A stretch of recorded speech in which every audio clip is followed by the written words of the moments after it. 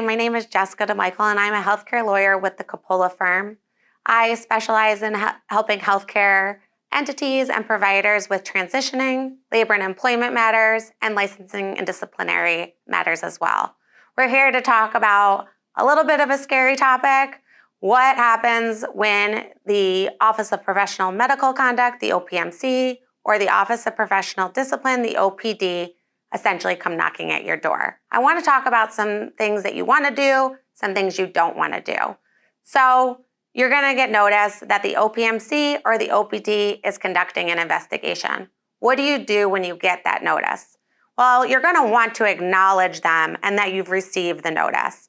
But you need to let them know immediately off the bat that you'll be retaining counsel, and then you need to immediately contact your lawyer. Once you secure that lawyer, you're going to provide the OPMC or the OPD with that lawyer's contact information. And from that point forward, you're going to essentially allow your attorney to build a barrier and act as a wall between you and that regulatory body, licensing body. Now, it's really important when the OPMC or the OPD comes knocking at your door, do not speak with the investigator and do not provide any documentation to the investigator for either the OPMC or the OPD without the consent of your counsel, under the supervision of your counsel, under any circumstances. You really do, in these circumstances, want to make sure that a lawyer is present and involved at all times. Now, what is your lawyer going to do for you? First thing they're going to do is determine whether or not you are the target, are not the target, and can you become the target of their investigation?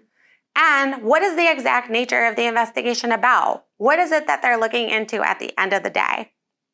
Once the lawyer knows what your role is in this investigation and what the investigation is going to be about, then the lawyer is going to assist you in either preparing answers to interrogatories, and interrogatories are written questions that the OPMC or the OPD can give you that they want answers to, or they're going to prep you to give answers at a sit-down interview in front of the investigator.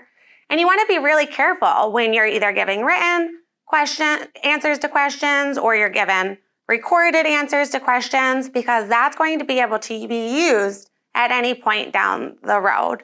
The lawyer is also going to assist you in turning over any documentation that the OPMC or OPD is going to be requesting. And it's important that you let a lawyer do this. The first thing the lawyer is going to be able to make sure is that the documentation being turned over is complete.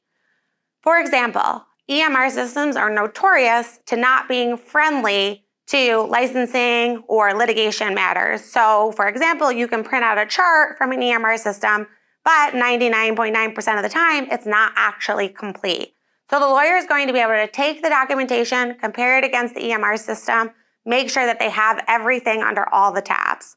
Then what they're going to do is they're going to label it. We typically call it bait stamping, but it's going to be traceable. So there's going to be numbers at the bottom of every single page that's going to line up with a log that the lawyer maintains, so that we know everything that was given to the OPMC and OPMD at every time.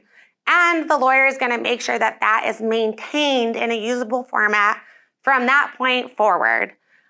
So for example, if the OPMC or the OPD ends up bringing formal charges against you, that lawyer will work with you and they'll know exactly from your end what is in the investigation file, if that proceeds to the point of charges against you and can even end up in a hearing. Now, one of the things I want to emphasize to you the most is that the OPMC and the OPMD are really not your friends, okay? They're going to come to you and they are going to be nice and they are going to be friendly and they're going to want you to be cooperative, and you can be nice and friendly and cooperative in response. However, the OPMC and OPD are licensing regulatory bodies, meaning that there will be adverse outcomes to you potentially if they start an investigation and then bring charges against you. And those adverse actions can be significant, and they can significantly impact your license from that point forward. The OPMC and OPD can impose penalties that can range from simply censuring you, right? Writing a letter that says you did this and you shouldn't do this moving forward. They can issue a fine, $1,000, $5,000, $10,000, depending.